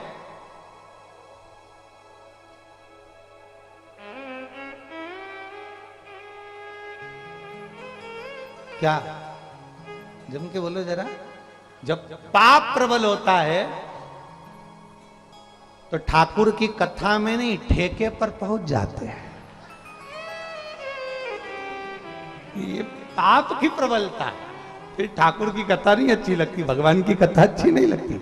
भगवान की कथा में अगर मन लगे, चित्त लगे और अपना हृदय लग जाए, एक बार लग जाए, तुम एक बार परमात्मा के हो जाओ, फिर परमात्मा तुम्हारा। एक बार तुमने भगवान, अभी वो कजन कौन सा डे चल रहा है,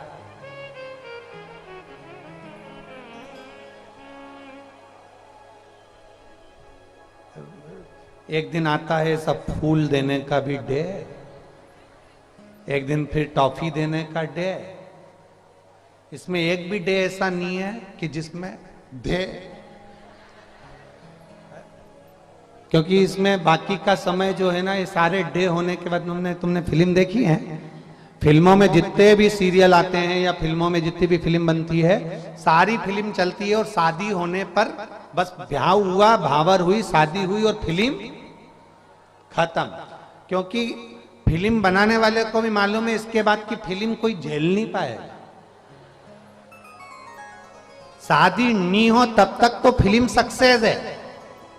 वो फोन पे बात करे, तुम फोन पे बात करो, वो तुमको मोबाइल दिलाए, तुम मोबाइल दिलाओ, वो बैलेंस डलवाए, तुम बैलेंस डलवाओ, ये तो जब तक शादी नहीं हो तब तक। और शादी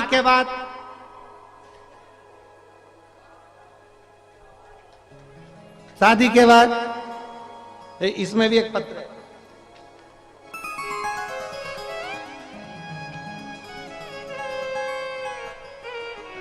पर नहीं पढ़ूंगा, रहने दो तुम तो। शादी के बाद लड़ लिए, झगड़ लिए, चले गए, और पत्नी बेचारी पशुपति व्रत कर रही, आ जाएं। और कथा में बैठी है बेचारी प्रणाम करने के लिए। 1.5 साल से चले गए थे, भगवान से प्रार्थना कर करके मैं हार गई थी। सबने कह दिया था कि वो तो चले गए, पर मैंने पशुपतिनाथ का व्रत किया तो 1.5 साल में वापिस आ गए। 1.5 वर्ष।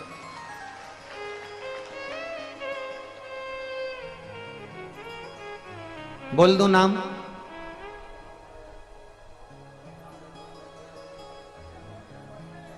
मैं काजल मौर्या, देवघाट झलवा प्रयागराज से हूं। मेरा मोबाइल नंबर ही है। कहीं बैठी है आप ही हैं बेटा? श्री शिवाय नमस्तुभ्यम। 1.5 वर्ष पति चले गए थे, पर बेटा आपको धन्यवाद इसलिए है कि आपके माता पिता के संस्कार आप में हैं। 1.5 वर्ष आपने अपने बच्चों की इतनी अच्छी परवरिश करी, उसके लिए धन्यवाद है। वो भले छोड़कर चले गए थे। आप जैसी बेटी हर माता पिता की होना चाहिए, और माता पिता को ऐसी बेटी पर गर्व होना चाहिए कि पति जब बहुत दुख की घड़ी आई तो घर छोड़कर चले गए, पर इस बेटी ने हिम्मत नहीं हारी और अपने बच्चों की पूर्ण परवरिश करती रही। ये माता पिता के संस्कार हैं बेटा आपके। और आपके पति को भी धन्यवाद देता हूं, जो भले 1.5 वर्ष के बाद वापिस आए, पर एक नई ऊर्जा नई एनर्जी के साथ आए, और जिन्होंने आकर अपना खुद का काम धंधा चालू करा शंकर जी के भरोसे, और आज वापिस अपने बच्चों को भी और अपनी पत्नी को भी संभाल रहे हैं। मैं आपके पति को भी धन्यवाद देता हूं बेटा। बैठिए, बहुत बहुत साधुवाद है आपको। श्री शिवाय नमस्तुभ्यम। ये शिव तत्व है, ओघड़ी है शब्द। एक पत्र और आया है, बड़ा सुंदर पत्र है। उन्होंने पत्र का डब्बा भी अच्छा बनाया है वो, और पत्र में पूरी हॉस्पिटल की लगभग 200 पेज की पूरी फाइल लगाई गई है। जहां वो रहते हैं वहां से लेकर पूरे दिल्ली के हॉस्पिटल तक की फाइल है।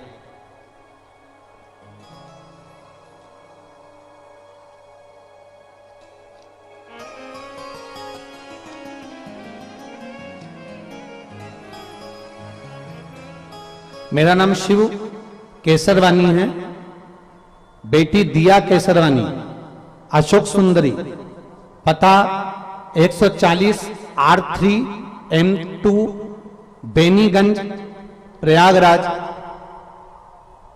211016 यूपी। मोबाइल नंबर ये है। कहीं बैठी हैं? कहीं बैठी हो तो हाथ हिला सकती है। अगर कहीं बैठी हो तो हाथ हिलाएं। मेरा नाम है शिव केसरवानी। कहाँ है? अच्छा उधर है। बच्ची आई है बाबू साथ में? हाँ ले आओ इसको, ले आओ इसको। मेरा नाम शिव केसरवानी है, दिया केसरवानी, पता है 140 R3 M2 Beniganj Prayagraj Uttar Pradesh. Mobile number ये है। गुरुदेव मैं पूरे डॉक्टरों की फाइल आपको लगाकर भेजा हूं।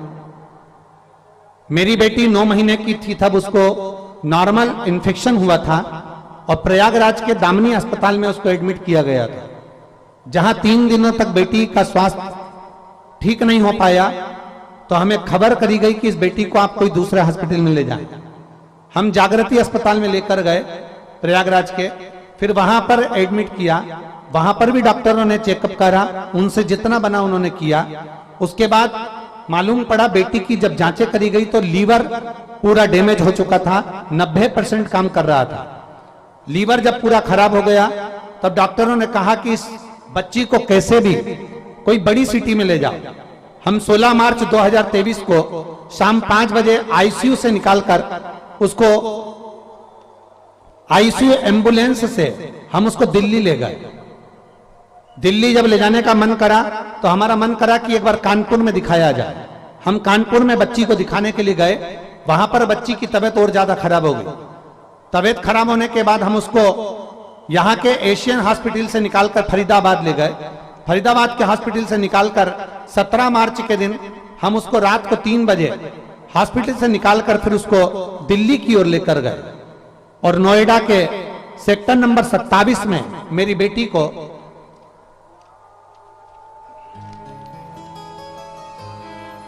एडमिट किया गया। सुबह जब सीनियर डॉक्टरों ने बेटी को देखा तो उसका लीवर पूरा खराब हो चुका था और हम माता पिता से कह दिया गया था कि आप अपना लीवर इस बेटी को दे सकते हैं, लीवर ट्रांसप्लांट करना ही पड़ेगा। लीवर ने काम करना बंद कर दिया, डायलिसिस चालू हो गया। बेटी का डायलिसिस चलता रहा, तबीयत में आराम नहीं लगा, बेटी कोमा में चली गई और आईसीयू में पड़ी रही। बच्ची को 3 दिन कोमा में रखा, इसका होश नहीं आया। हम लोगों ने अपना लीवर देने की तैयारी कर दी, पर मालूम पड़ा कि आपकी कथा नोएडा में चल रही है। तब हम नोएडा में 20 मार्च 2023 को आपकी कथा में पहुंच गए। बेटी अंतिम सांसें गिन रही थी, हॉस्पिटल में पड़ी थी, उसका लीवर ट्रांसप्लांट होना था और हम नोएडा की कथा में घर का एक व्यक्ति जाकर आपसे बेलपत्री की गुहार करी, पर गुरुदेव भीड़ इतनी थी कि आपकी बेलपत्र नहीं मिल पाई। तब हम वहां से वापिस आए, फिर वापिस हम बेलपत्री के लिए दूसरे दिन फिर वापिस हम लोग नोएडा में चल रही कथा में पहुंचे। वहां पर आशीष भैया मिले। आशीष भैया से हमने कहा कि हमको व्यासपीठ की एक बेलपत्र दे दो आशीष भैया। आशीष भैया ने व्यासपीठ की बेलपत्र उतार कर हमको दे दी।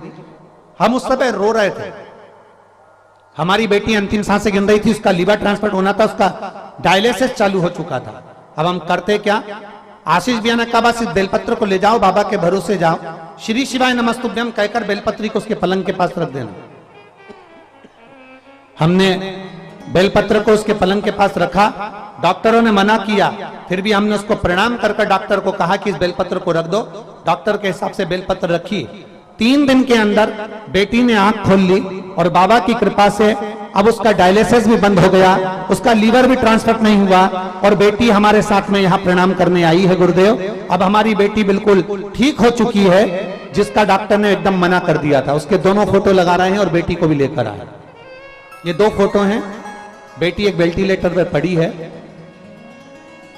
आप लोग उसको एलईडी पर देख रहे होंगे। जो बेटी वेंटिलेटर पर पड़ी है वो, और जब बेटी ठीक हो गई उसका भी फोटो लगाया है, जो बेटी यहां पर अभी मंच पर व्यासपीठ पर आएगी। बाबा की कृपा की सारी रिपोर्टें उन्होंने पूरी की पूरी रिपोर्ट यहां लगाई गई है। 200 पेज की रिपोर्ट है जो लगाई है। शिव के भरोसे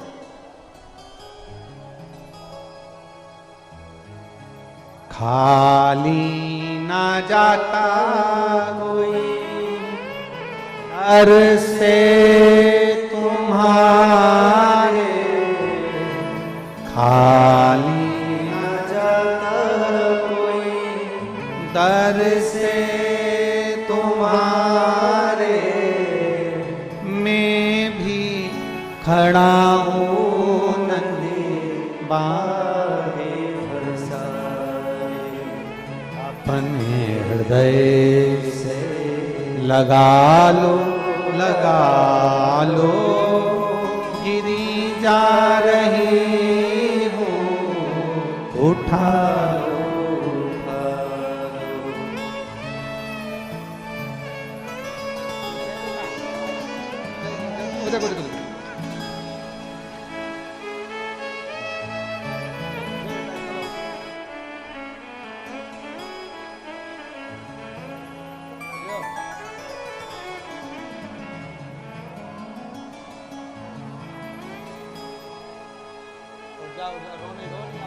खुश हो जाओ, उठो उठो।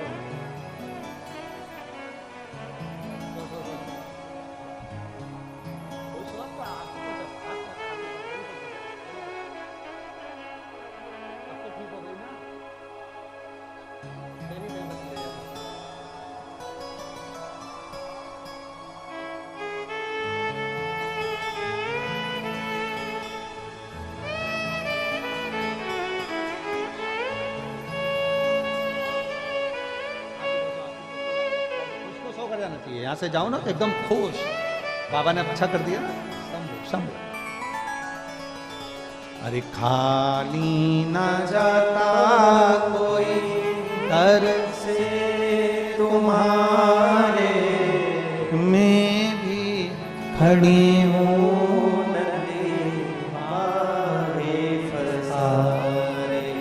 अपने हृदय से लगा लो गिरा जा रहा हो उठा लो। अब दिल से उसको बजाओ, दिखावे से नहीं। मेरा बाबा कभी दिखावे से प्रसन्न नहीं हुआ, कभी दिखावे से प्रसन्न। आप प्रयागराज की भूमि पर बैठे हो, बाबा देवाधिदेव महादेव की पावन कथा सुन रहे हो। ये यहां लोग एक एक महीने के लिए रहते हैं, आप 2 दिन के लिए आए हो। पर 2 दिन भी, ये 2 दिन साधारण नहीं है, ये पोलियो की 2 बूंद है।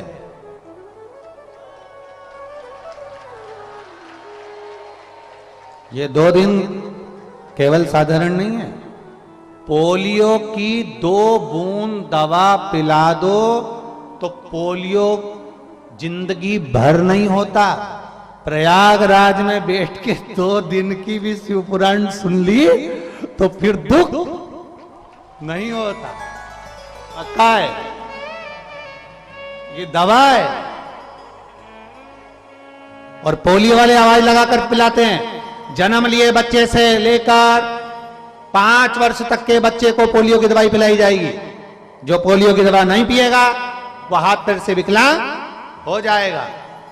यहां चिल्ला चिल्ला कर कहा जाता है, जिसका जन्म नहीं हुआ, जो मां के गर्भ में पड़ा है, उससे लेकर जो मर रहा है उस तक के व्यक्ति को शिव महापुराण की कथा सुनाई जाएगी। पोलियो की दवा नहीं पियोगे तो हाथ पैर से विकलांग हो जाओगे। शिव महापुराण की कथा नहीं सुनोगे तो अपनी बुद्धि से परमात्मा के नहीं हो पाओगे। इसलिए परमात्मा के होना तो शिव पुराण सुनो, भगवान शिव की कथा का तत्व ग्रहण कर। कहा, वर्णन किया। देवराज को मन नहीं लग रहा, देवराज का चित्त नहीं लगा। जब देवराज का मन नहीं लगा, चित्त नहीं लगा, बेलपत्री के वृक्ष के नीचे देवराज के प्राण छूट गए। बेलपत्र के वृक्ष के नीचे देवराज के प्राण चले गए। और जब बेलपत्र के वृक्ष के नीचे देवराज के प्राण गए, प्राण छूटे, देवराज के प्राण जब चले गए और बेलपत्र के वृक्ष के नीचे जब देवराज के प्राण छूट गए, पूर्व की पुण्याई थी, पूर्व की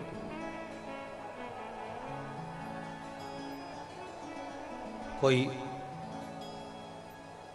पुराने समय का हमारा पुण्य हुआ, जिसकी पुण्याई इतनी प्रबल होगी कि वो पूर्व की पुण्याई के कारण बाबा देवाधिदेव महादेव की कृपा ऐसी हुई कि देवराज ने प्राण भी छोड़े तो बेलपत्र के वृक्ष के नीचे छोड़े। बेलपत्र के वृक्ष के नीचे प्राणों को, कुछ पुण्याई पूर्व की, कुछ हमारे जीवन का अच्छा किया होगा, कुछ हमने हमारी जिंदगी में कुछ अच्छा कर्म किया होगा, कुछ श्रेष्ठ कर्म हमने हमारे जीवन में किया होगा, तो आज हम और आप प्रयागराज की पवित्र भूमि पर विराजमान हुए। ये पूर्व का पुण्य। वो एक लाइन कहते हैं ना, कोई पिछले जन्म के अच्छे कर्म मुझे बाबा, कोई पिछले जन्म के अच्छे कर्म मुझे बाबा तेरा साथ, जहाँ सारी दुनिया झुकती है, जहाँ सारी दुनिया झुकती है, जहाँ सारी दुनिया झुकती है, मुझे वो आली दरबार मिला, दरबार मिला। कोई पिछले जन्म के अच्छे कर्म मुझे बाबा तेरा साथ। हमारा पूर्व का समय, हमारा पिछला कुछ अच्छा पुण्य प्रबल हो गया, हम कथा में पहुंच गए, हम प्रयाग पहुंच गए, देवराज के जीवन का कोई पुण्य प्रबल हो गया, देवराज बेलपत्री के वृक्ष की छांव में पहुंच गया, प्राण छूट गए। प्राण छूटे, माता के पुण्य थे, देवाधिदेव महादेव नंदी लेकर आ गए और देवराज को लेकर कैलाश धाम तक चले गए। ये पूर्व का पुण्य था उसका, पूर्व का। कोई अच्छी जगह पहुंच जाओ, अच्छी जगह पर चले जाओ, अच्छी जगह आप लग जाओ, अच्छी जगह आप पहुंच जाओ, तो समझ लो कि आपके कहीं पूर्व के पुण्य प्रबल हुए होंगे जो आप अच्छी जगह पर पहुंच गए, आप अच्छी जगह पहुंचे हो। और मेरी जीजियों और मेरे जीजाओं, एक बात मेरी बेटियों, बेटाओं और मेरी माताओं, मेरे भाई, अपनी बुद्धि में उतार कर रखना। तुम्हारा मन शिव में लग रहा हो, तुम्हारा मन कथा में लग रहा हो, तुम्हारा मन संत साधु की सेवा में लग रहा हो, तुम्हारा मन ब्राह्मण गुरुजन की सेवा में लग रहा हो, तुम्हारा मन परमात्मा की सेवा में लग रहा हो, तो समझ लेना कि तुम्हारे घर में अन्न भी अच्छा आ रहा है, धन भी अच्छा आ रहा है और परिवार में भगवान ने समृद्धि भी दे रही है। ये मान कर चलो।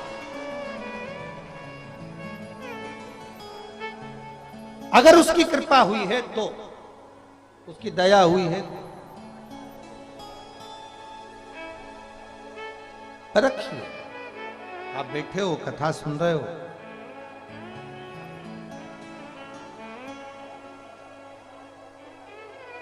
ऐसा कोई संसार में नहीं जन्मा जिसकी जिंदगी में सुख दुख नहीं आया।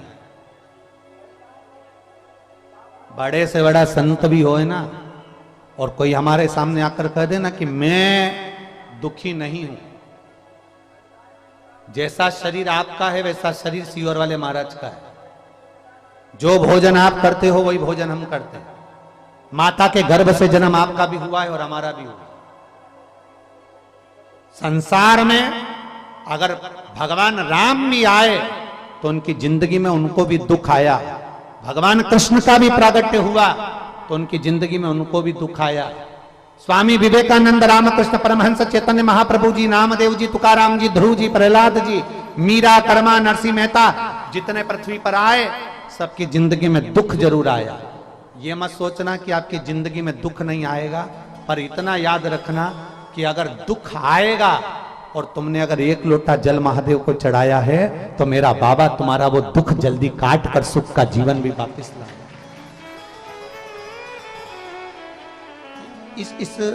इस पत्र में उस बहन ने लिखा, हम अपना लीवर अपनी बेटी को देने के लिए तैयार हो गए। इस पत्र में उन्होंने दोनों माता पिता अपना लीवर अपनी बेटी को देने के लिए तैयार हो गए, पर उन्होंने केवल एक अंदाजा लगाया कि नोएडा की धरा पर आपकी कथा हो रही है, तो हमने विचार करा कि दिल्ली में ट्रांसफर तो कराना ही है लीवर का, पर एक बार कथा में जाकर बैठे, क्योंकि लोग कहते हैं कि शिव महापुराण के पंडाल में जो जाकर बैठता है उसकी कामना बाबा पूर्ण करता है। मेरी जीजियों, आप आए जरूर हो, बाबा के भरोसे आए हो। हम मानते हैं कि प्रयागराज की पवित्र भूमि पर तुम पहुंचे हो, पर इतना अंदाजा जरूर लगा कर रखना, मेरे बाबा को, मेरे ओघरदानी को, मेरे काशी विश्वनाथ को, जिसकी झोली खुशियों से भरना होती है ना, उसी को बाबा शिव पुराण के पास लेकर आता है, वरना लाता ही नहीं, लाता ही नहीं। शिव महापुराण के करीब में अगर आए हो तो ये बाबा की कृपा समझना, शंकर की कृपा समझना, मेरे ओघरदानी की कृपा समझना, मेरे विश्वनाथ की कृपा समझना कि आपको खींचकर मेरा बाबा यहां तक लेकर आए। ये उसकी उदारता है, ये उसकी कृपा है। देवराज के प्राण चले गए, मेरे भोले बाबा चोरी का धन लेकर देवराज गया था शिवालय में, चोरी का धन लेकर पहुंच गया था मंडप में, चोरी का धन लेकर पहुंच गया था बेलपत्र के नीचे। पर मेरे बाबा की जब कृपा हुई, उदारता हुई, तो बेलपत्र के वृक्ष के नीचे उसके प्राण छूट गए, तो उसको कैलाश धाम मिल गया, शंकर जी का धाम प्राप्त हो। समय आया, शिव तत्व की प्राप्ति हो गई, शंकर उसको। और मेरे भोले तेरा सहारा है, मेरे भोले तेरा सहारा है, मेरी नैया का तू किनारा, मेरी नैया का तू मेरे बाबा तुझे पुकारा है, मेरे बाबा तुझे पुकारा है, मेरी नैया का तू किनारा है, मेरी नैया का तू किनारा। दिल से उसको पुकार, दिल से उससे प्रार्थना, सुनता। समय आया,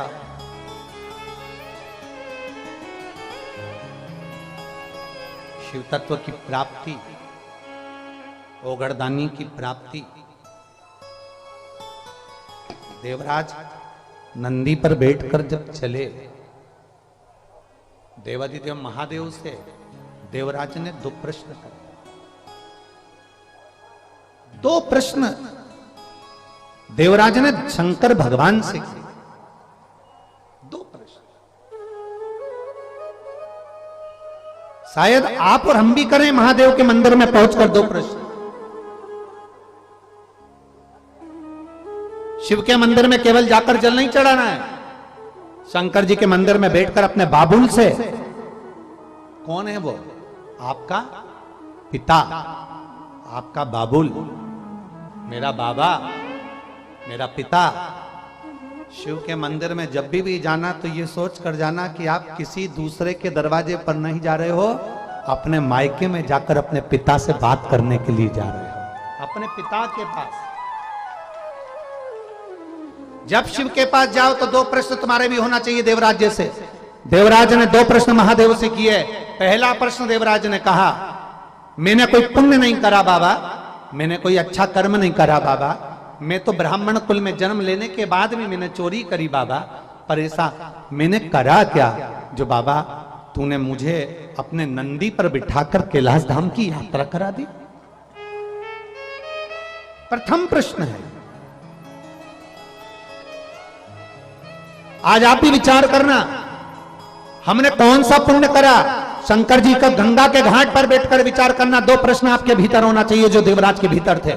मैंने कौन सा पुण्य करा था जो प्रयागराज में त्रिवेणी के संगम पर, कोई टेंट में नहीं, कोई पंडाल में नहीं, कोई खाल में नहीं और कोई ग्रुप में नहीं, घाट पर, त्रिवेणी के घाट पर बैठकर, रज में बैठकर और गंगा यमुना सरस्वती के संगम पर शिव पुराण सुनी। ये कौन सा पुण्य था मेरा?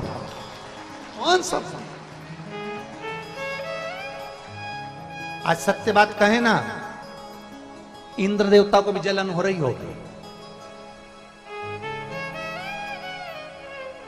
आज इंद्रदेव को भी जलन हो रही होगी, ईर्ष्या हो रही होगी इंद्र देवता को।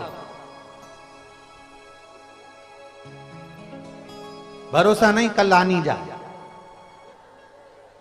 इसका क्या भरोसा? ईर्ष्या हो, बरस जाए, उसका क्या ठिकाना? इंद्र को भी ईर्ष्या अंदर से हो रही होगी और इंद्र भी सोच रहे होंगे कि इतना पुण्य इकट्ठा अगर इन लोगों ने कर लिया, और पुण्य अगर वो कहते हैं ना कि व्रत पूरा हो जाता है तो भगवान को आना पड़ता है, इसलिए भगवान क्या करते हैं कि आपके व्रत को सफल नहीं होने देते। एकादशी का व्रत है, सोमवार का व्रत है, पशुपति व्रत है, तुम कहते हो मेरे को ये नहीं खाना, मेरे को वो नहीं खाना, पर व्रत वाले दिन तुम्हारे को भगवान इतना गुस्सा दिला देता है, इतना गुस्सा दिला देता है कि तुम्हारे मुंह से अपशब्द निकल जाता है, और फिर तुम्हें वो कथा याद करना चाहिए विक्रम और बेताल की। तू बोला मैं चला, उसी तरह व्रत वाले दिन तुम्हारे मुख से अपशब्द निकला, व्रत पूरा समाप्त। इसीलिए बहुत सोच समझ के व्रत करो। व्रत करो तो इतना याद करो कि हमें आड़ा टेढ़ा नहीं बोलना। कोई कितनी भी गाली दे देना, उस समय पे मुंह में साबूदाने की खिचड़ी धर लो, पर बोलना। कोई कितना अंदर गुस्सा भी आ रहा है ना, तो अपने आप को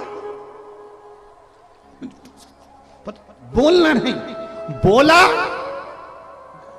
व्रत समाप्त। बोलना क्या किसको रोइए, जम के बोलो जरा, क्या किसको रोइए, आग लगे बस्ती में, अलमास आनंद में।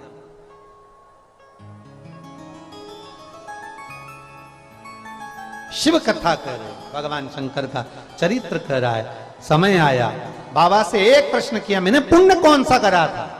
शंकर भगवान ने बोला तेरा पुण्य नहीं है, तेरी माता का पुण्य है। जब कोई स्त्री, कोई नारी, कोई पुरुष एक लोटा जल महादेव को चढ़ाता है, तो वह अपने दादा का और अपने नाना के 71 पीढ़ी को पार लगा देता है। ये तेरा पुण्य। दूसरा प्रश्न है देवराज का, आपका दर्शन मुझे मिला, मेरे जैसे पापी को आपका दर्शन मिला, कारण क्या है?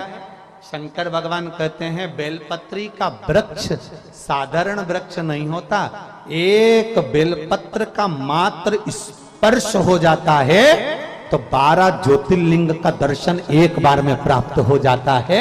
इसलिए बेलपत्री के वृक्ष की छांव में तेरे प्राण छूटे हैं, इसलिए मेरा दर्शन तुझे हुआ। ये दो प्रश्न हमारे भीतर होना चाहिए। अगर हम मंदिर में जा रहे हैं और बाबा का हमको दर्शन हो रहा है, तो हमें ये प्रसन्नता होना चाहिए कि हमें क्यों हो रहा है, कौन सा पुण्य हुआ हमारा, प्रबल हुआ हमारा जो हमें मिला। पुण्य की प्रबलता। समय आया, बिंदुक नाम का ब्राह्मण धन ले जा रहा था चोरी का, पानी में गिरकर मर गया, प्राण छूट गए, प्रेत की योनि में पड़ गया। उसकी धर्म पत्नी चंचुला काशी की यात्रा पर गई बाबा के दर्शन करने के लिए। बाबा के दर्शन करने के लिए करंट आ रहा है इसमें, हल्का सा करंट है। बाबा के दर्शन करने के लिए भगवान शिव के दर्शन करने के लिए जब चंचुला देवी काशी में पहुंची, और काशी में जब चंचुला देवी पहुंची तो चंचुला ने जब काशी का दर्शन किया, दर्शन करने के बाद गंगा जी में उसके प्राण छूट गए, प्रेत की योनि से मुक्त हुआ था वो। बिंदुक जो प्रेत योनि में पड़ा था, उसके लिए चंचुला देवी ने भगवान शिव जी से प्रार्थना करी। बाबा देवाधिदेव महादेव की धर्मपत्नी माता पार्वती जी की सखी बनी और वहीं रहकर उन्होंने शिव अर्चना का आनंद लिया। ईसर जी और गोरा जी बनकर भगवान देवाधिदेव महादेव पधार कर तुमरुका जी के मुख से भगवान शंकर पवित्र आनंदमय शिव महापुराण की कथा को श्रवण करते हैं। चारों तरफ आनंद समाहित होता है। बिंदुक कथा को सुनते हैं बड़े भाव से। आज कथा का जो पहला दिवस है, कितनी बजे से चल रहा है? 1 बजे से 4 बजे, 2 दिवसीय कथा है। मेरा प्रयागवासियों से, कल्पवास करने वाले सभी यात्रियों से भी निवेदन करूंगा, मौका मत छोड़ना। कथा पंडाल के सम्मुख में पहुंचकर भगवान शिव की कथा को अवश्य श्रवण करना। कल भी अपन 1 बजे से 4 बजे तक भगवान कथा का शिव जी के पवित्र चरित्र का स्मरण करेंगे और अपने जीवन को सार्थक बनाएंगे। ये कथा 12 और 13 तारीख को प्रयागराज की पवित्र भूमि पीपा नंबर पुल 1, पीपा नंबर पुल 2 गंगा घाट पर चल रही है। सतुआ बाबा सेवा शिविर, सतुआ बाबा जी की ओर से यह कथा का आयोजन रखा गया है, जिस कथा को 2 दिवसीय यहाँ चलेगी। उसके बाद में कथा 14 तारीख से कुशीनगर में प्रारंभ होगी 2 बजे से 5 बजे तक। तो बड़े भाव से आशीष क्या बोलना है?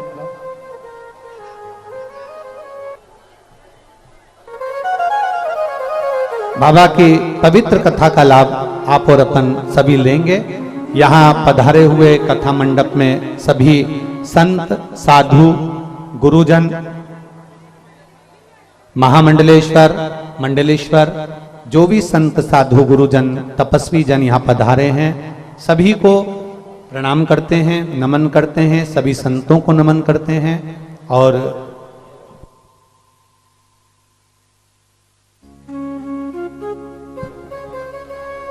सभी संत, साधु, गुरुजनों को नमन करते हुए